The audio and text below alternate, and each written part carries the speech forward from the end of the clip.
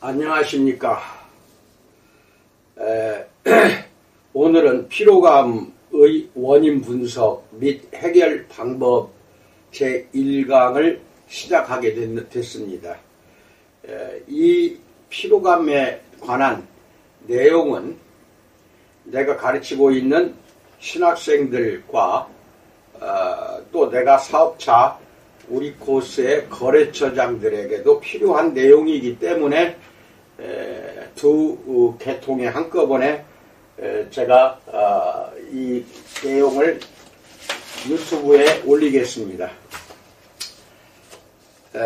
이 하나 양해 말씀을 구할 것은 신학생들을 가르치다 보니까 내용 중에 성경 말씀들이 많이 나옵니다. 그 나온 것은 또 기독교를 믿지 않는 우리 코스의 거래처장들은 이해를 해주시고 들어보시기 바랍니다. 그 말씀 자체가 여러분들에게는 극히 부당하거나 부적절하지 않기 때문에 그런 판단 하에서 같이 보는 것이니까 내용을 잘 유심히 듣고 여러분 것으로 공유하시기 바랍니다. 먼저 이 내용에 대한 성경 본문에 해당되는 것을 찾아서 여러분에게 말씀을 드리기로 합니다. 구약성경 이사야서 40장 29절로 31절에 이런 내용이 나옵니다. 피곤한 자에게는 능력을 주시며 무능한 자에게는 힘을 더하시나니 소년이라도 피곤하며 곤비하며 장정이라도 넘어지며 쓰러지되 오직 여호와를 앙망하는 자는 새 힘을 얻으리니 독수리가 날개치며 올라감 같을 것이요 다른 박질하여도 곤비하지 아니하겠고 걸어가도 피곤하지 아니하리로다 라는 말씀이 나옵니다. 이 말씀이 오늘 내용에 해당되는 부분이 많기 때문에 이 말씀도 올려드립니다. 먼저 피로의 근본 원인이 무엇인지에 대해서 체계적으로 몇 번에 나누어 살펴보겠습니다. 그 전에 먼저 피로에 관한 질병이 만성피로증후군에 대해 살펴보겠습니다. 독일의 슈투트가르트 근교에 있는 필더 클리닉의 심신의학과 과장인 마르쿠스 트라이흘러 박사의 설명을 들어보겠습니다. 그는 이렇게 말합니다. 육체적 정신적으로 과부하가 걸렸거나 과로하지 않았더라도 계속 피곤할 때 만성피로 증후군이라고 진단할 수 있습니다. 즉 육체적 정신적 질병이 그 피로 원인인 경우에는 만성피로 증후군이라고 진단할 수 없는 것입니다. 라고 구분해서 말합니다. 일반 피로와 만성피로 증후군은 구별해야 된다는 것입니다. 트라이흘러 박사는 만성피로 증후군의 주요 증상을 다음과 같이 말합니다. 1. 지속적인 피로 상태 혹은 쉽게 피로해지는 상태가 적어도 6개월 이상 끊임없이 지속될 때. 2. 그것이 다른 질병 때문에 발생하는 것이 아닌 경우. 3. 이런 일을 처음 겪은 경우. 4. 지속적으로 고된 육체적 활동을 하여 발생하는 것이 아닌 경우. 5. 수면을 취해도 피로가 완전히 해소되지 않는 경우. 6. 평균적인 업무 능력이 현저하게 줄어든 경우. 이렇게 6가지를 주요 증상으로 말하고 있습니다. 트라이흘러 박사는 만성피로 증후군이 완전히 의학적인 원인 때문에 발생하는 것도 아니고 완전히 심리적인 원인 때문에 발생하는 것도 아니라고 설명합니다. 오히려 만성피로 증후군은 현대의 생활방식과 밀접하게 관련되어 있습니다. 특히나 코로나19로 인하여 발생하는 여러가지 부차적인 원인도 여기에 해당됩니다. 만성피로 증후군은 지속적으로 과도한 업무에 시달리는 것처럼 느껴지도록 만듭니다. 그것은 삶이 정신을 차릴 수 없이 바쁘게 돌아갈 때 우리 몸이 이에 맞서서 개인적으로 저항하는 것이라고 볼 수 있습니다. 개별적이고 심신상관적인 저항 행위라고 볼 수 있죠 라고 또 말합니다. 그리고 또 이렇게 말합니다. 환자들은 근육통, 두통, 관절통, 인두염, 인후통, 이명처럼 여러가지 증상을 호소합니다.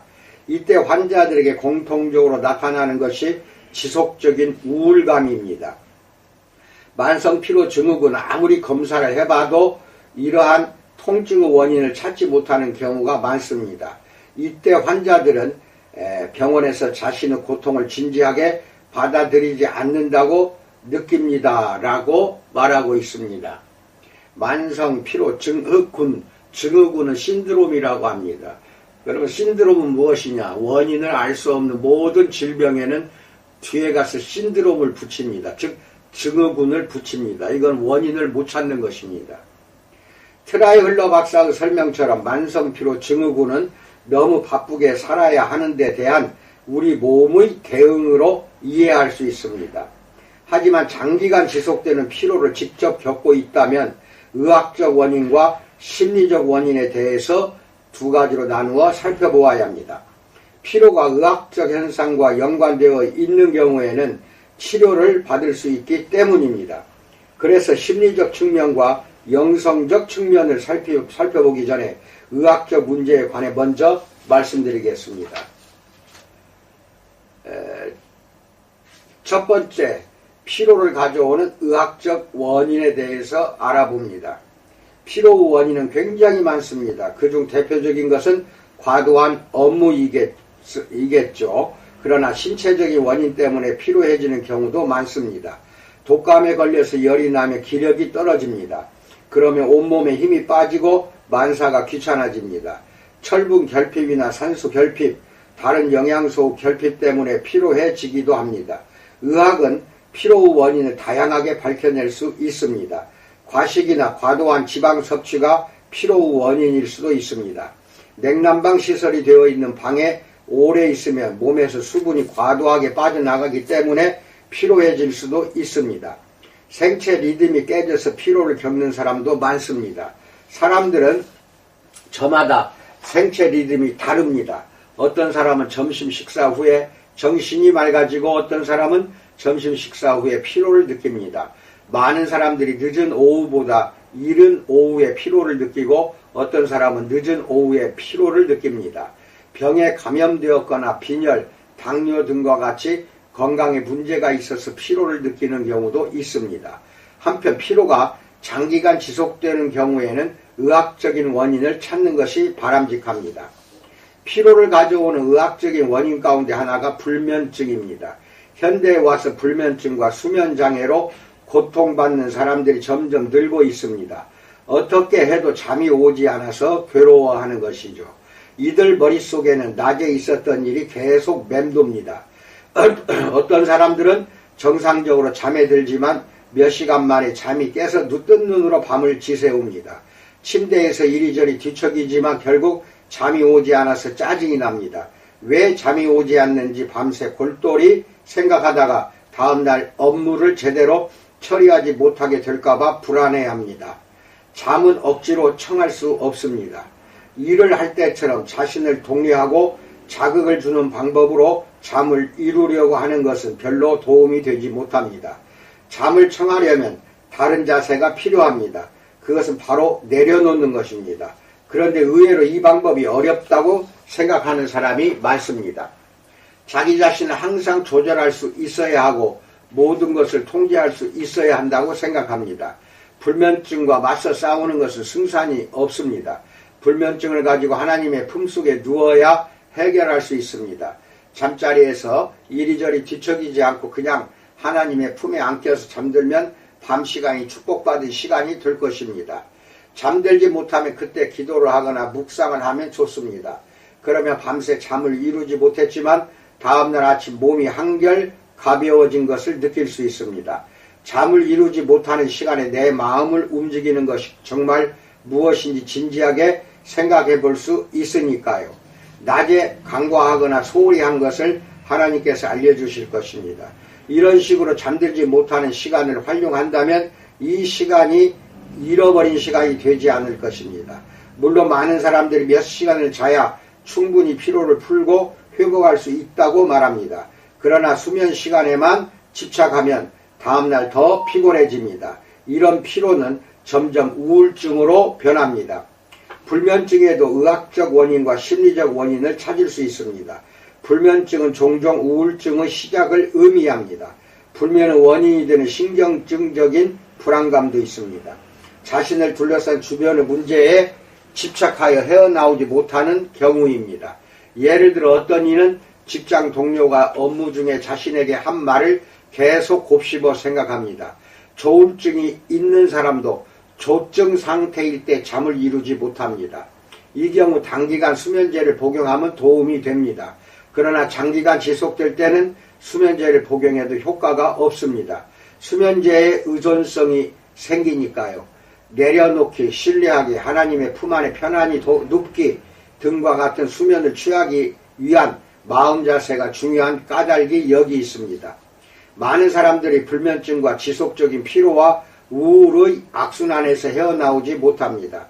그들은 잠자리에서 업무를 제대로 처리하지 못했다는 생각을 합니다. 잠을 자야 피로를 회복하는데 자신은 잠을 자지 못했으니 몸이 회복되지 않았을 것이라고 생각합니다. 말하자면 자기 자신에 대한 믿음을 잃어버린 것입니다. 이런 사람들은 자신의 일을 해내지 못할 때 금방 두려움에 빠집니다. 불면과 피로에 사로잡혀 옴짝달싹 하지 못하고 점점 우울해합니다. 그리고 삶을 온전하게 살 수 없다고 생각합니다. 불면증에 시달릴 때 저녁 기도를 하는 것은 큰 도움이 됩니다. 기도가 도움이 될 수도 있고 기도할 때 취하는 동작이 도움이 될 수도 있습니다. 저녁 기도는 밤에 문을 열기 위해 낮에 문을 닫습니다. 저녁 기도를 하는 방법은 이렇습니다. 하나님을 향해 두 손을 들고 두 손에 담긴 그날 하루를 하나님께 봉헌합니다.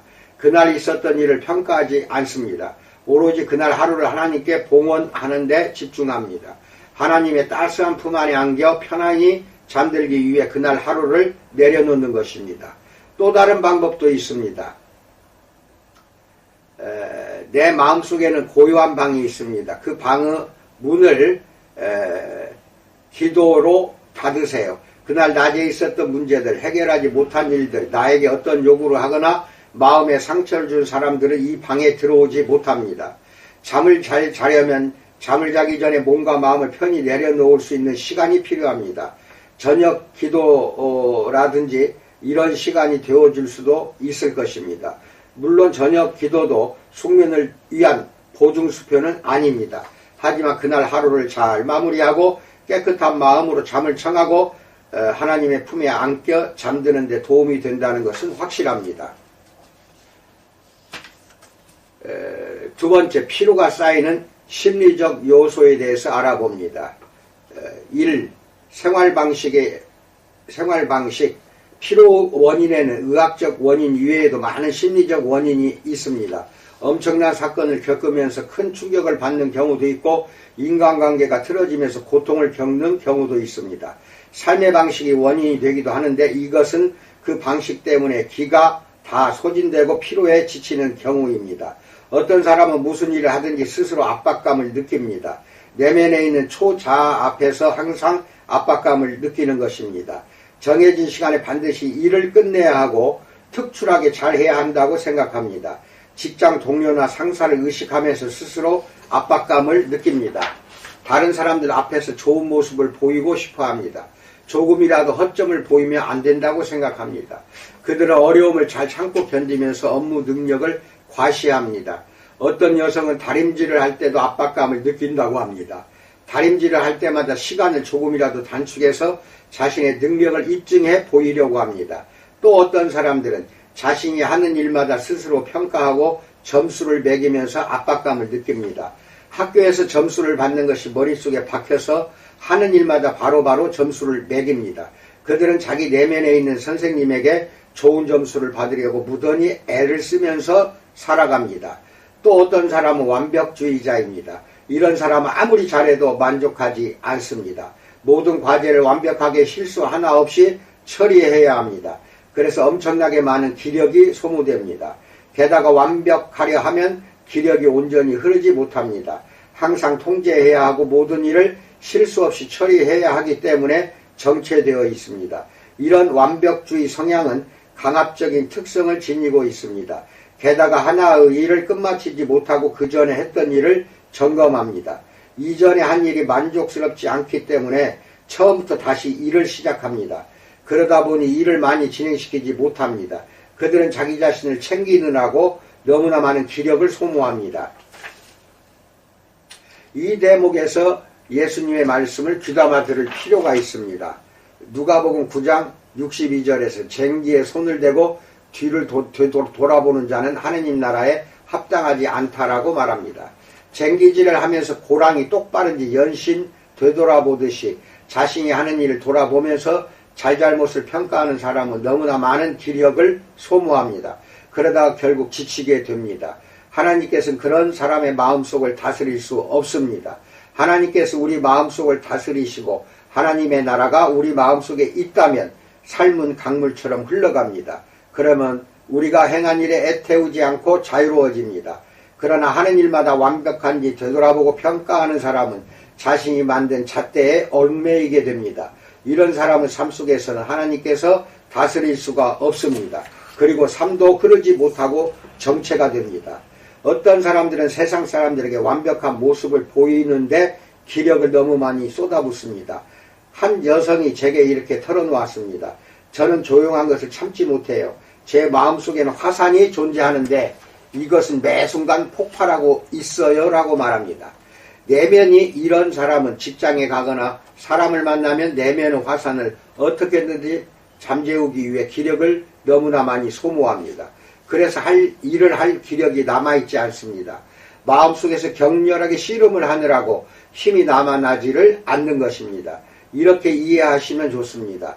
자동차 운전을 할 때 핸드브레이크를 손으로 끌어당긴다면 연료가 쓸데없이 많이 소모됩니다. 그러면 쉽게 지치기 마련입니다.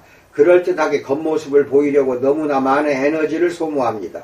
문제는 일상의 일을 처리하는데 정신적, 육체적 힘을 지나치게 쏟아 부으면 내면의 집을 유지하는 데 필요한 에너지가 별로 남지 않는다는 것입니다. 2. 거짓 자화상. 앞에서 언급한 트라이흘러 박사는 만성 피로에 시달리는 19세 여학생의 사례를 이야기합니다. 여학생은 집중력이 떨어지고 불안해하는 모습을 보였습니다. 그 결과 학교 수업에 흥미를 잃었고 무기력해졌으며 성적이 곤두박질 쳤습니다. 그 학생은 전에는 성격이 아주 활달하고 부지런하며 무슨 일이든 즐겁게 하는 학생이었다고 합니다.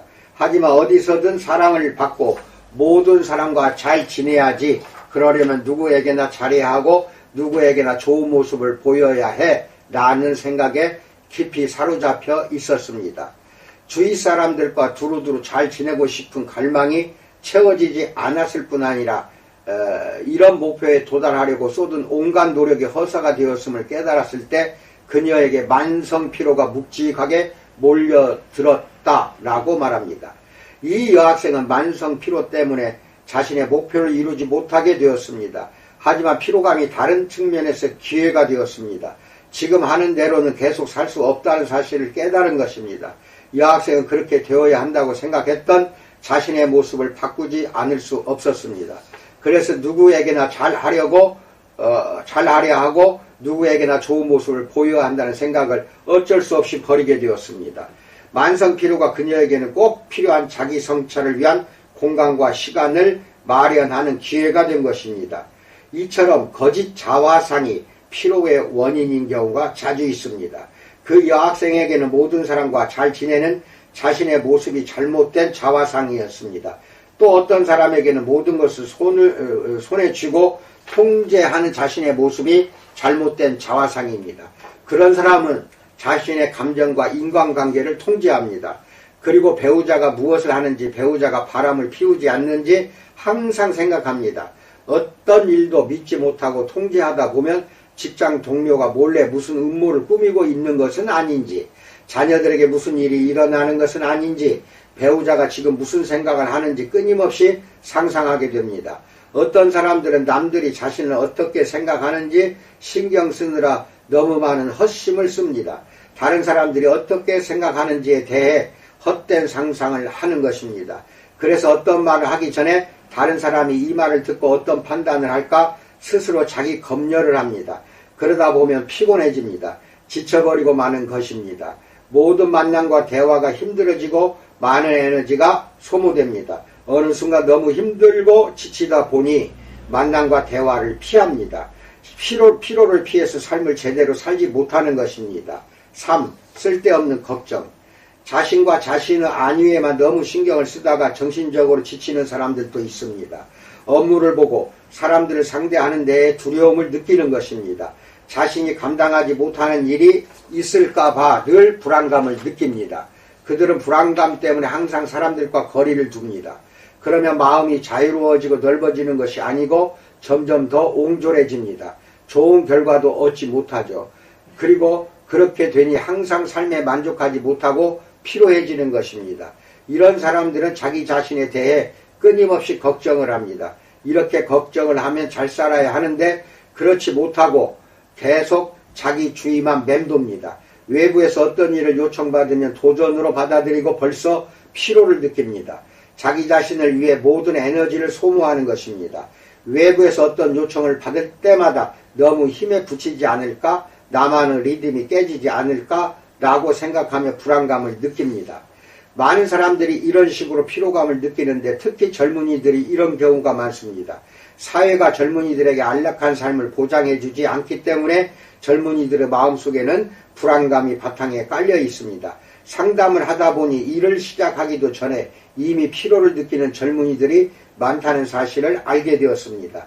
이런 젊은이들은 자신이 반드시 누리고 살고 싶은 것들이 있는데 그렇게 살지 못할까봐 전전긍긍합니다. 피로에 지쳐서 진취적으로 일을 하고자 하는 의욕이 없는 젊은이들을 볼 때마다 정말 가슴이 아픕니다. 다행스러운 일은 패기 있게 미래를 설계하고 실행하는 젊은이들도 충분히 많다는 사실입니다. 이런 젊은이들은 인생의 결실을 얻는데 필요한 열정을 지니고 있습니다. 4. 체념. 성직자들과 영성상담 하다 보면 70세의 나이가 무색할 만큼 삶에 의욕이 넘치는 분들을 만나곤 합니다. 그런 분들은 여생을 어떻게 살지 계획되어 있습니다. 그런가 하면 50세밖에 되지 않았는데 피로를 호소하는 분들도 있습니다. 그런 분들과 마주 앉을 때면 이미 인생을 다 살았고 더는 아무것도 바라는 것이 없다는 인상을 받게 됩니다. 뒷방으로 밀려나 의욕이 없어진 것 같은 느낌입니다. 이분들이 살아온 이야기를 들어보면 의욕이 없어진 이유는 분명합니다. 일을 너무 많이 해서가 아니라 피로감을 느끼기 때문에 의욕이 없어진 것입니다. 열정이 없어서가 아니라 체념했기 때문입니다. 이분들은 열정을 가지고 일하지 않았고 주어진 직분을 수행한다는 생각으로 일했습니다. 함께 일을 하기는 하지만 열정을 다하지는 않았습니다.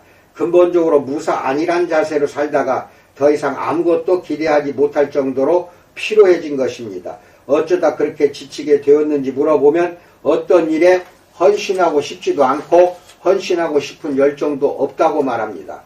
그럴 때마다 저는 예수님의 말씀이 떠오릅니다.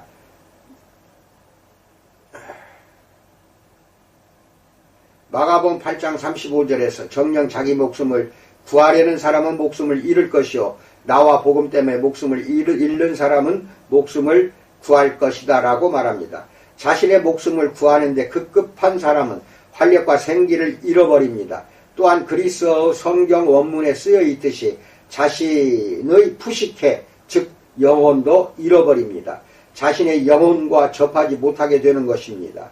오로지 자신을 지키고 구하겠다는 생각 때문에 자기 자신을 잃어버리고 자신을 도외시하게 됩니다.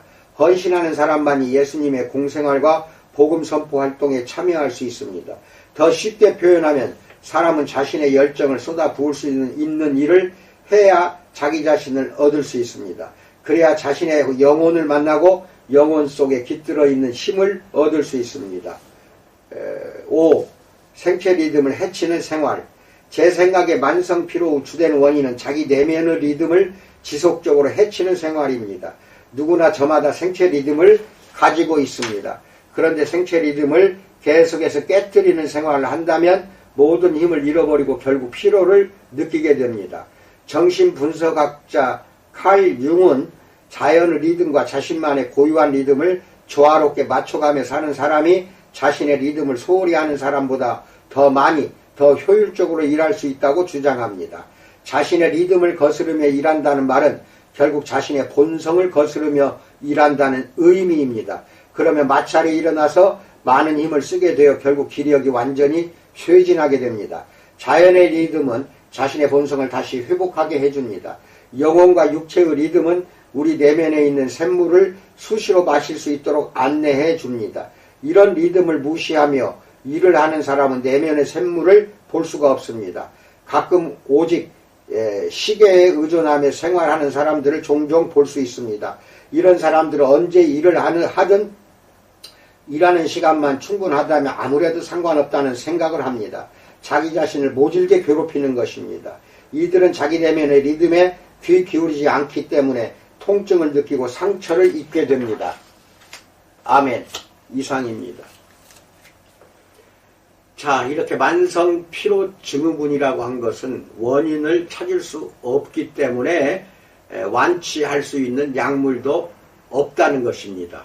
이 점을 여러분은 깊이 깨달으시고 만성 피로 증후군을 풀어버리고 해결하는 방법은 우리코스 본사의 셀제를 가지고 전신 머리부터 발끝까지 바르고 한증실에서 한증하시거나 센터나 샵에 가면은 베드나 돔이 있습니다. 열내는 거. 거기 가서 셀제를 바르고 전신에 셀제를 바르고 한증하시기 바랍니다. 그러면 몸속에 있는 피로가 쌓인 누적물질들, 노폐물이라든지 부산물들이 전부 땀을 통해서 밖으로 나오게 되고 혈액순환이 잘 되고 혈액이 또 정화가 됩니다. 그래서 셀젤 한증을 매일매일 만성 피로 증후군이 없어질 때까지 해야 됩니다. 두 번째에는 셀젤 한증을 하면서 건미당과 정미당을 복용해야 됩니다. 건미당은 식전에 복용하시고 정미당은 식후에 복용하시기 바랍니다. 건미당은 내 몸 전체를 다시 바로잡아주고 정미당은 힘이 없는 에너지가 완전히 소진된 만성 피로 증후군에게 힘과 에너지를 샘솟듯 채워줍니다. 정력적으로 여러분들이 정열적으로 다시 삶을 살게 해주는 것이 정미당입니다. 이렇게 세 가지입니다. 셀젤로 전신 한증을 날마다 하고 날마다 아침 저녁으로 식전에는 건미당, 식후에는 정미당을 드시는데 하루 2번 식전 식후로 드셔도 되고 워낙 피로감이 심하면 낮에도 식전 식후 이렇게 드시기 바랍니다. 즉 하루에 2번 내지 3번은 식전 식후로 나누어서 꼭 드셔야 됩니다. 만성피로 증후군이 아니라 하더라도 일상에 지금 코로나19 사태로 인하여 가정도 엉망이 되고 직장생활도 엉망이 되고 돈 벌어 오려고 해봐야 돈 벌 수도 없고 완전히 그냥 거리를 두게 하고 어디 나가지 못하게 하고 4명 이상은 만나지도 못하게 하고 예배드리기도 어렵고 모든 면에서 지금 완벽한 스트레스 상황입니다. 이런 때일수록 절감하지 마시고 항상 방금 이야기한 셀젤 전신 한증하는 거 하나 하고 건미당 정미당 복용해서 건강할 때 건강을 유지시킨다면 코로나 사태가 끝나게 되면 다시 활발하게 활동할 수가 있는 것입니다. 그나마 그 3가지 하지 않으시면은 코로나 사태가 끝나고 나면은 완전히 지쳐서 쓰러져 다른 질병으로 이제 후유증이 엄청날 것입니다. 특히 이른바 성인병들은 스트레스가 반드시 포함되어 있습니다. 스트레스가 일으키는 것이 대부분입니다. 이것을 잘 아시고 날마다 피로를 빨리빨리 풀어서 그 다음날 활기찬 삶을 또 살기를 진심으로 축원드립니다. 감사합니다.